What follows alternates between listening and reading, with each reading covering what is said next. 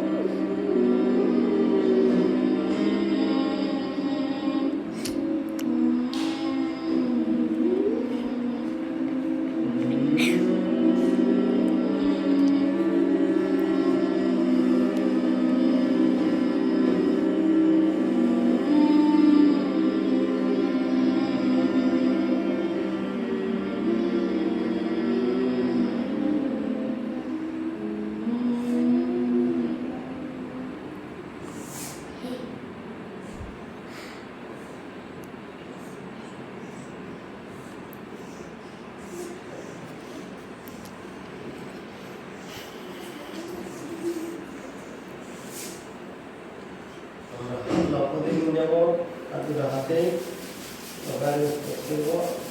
হালকা হালকা গরম হয়ে যায়।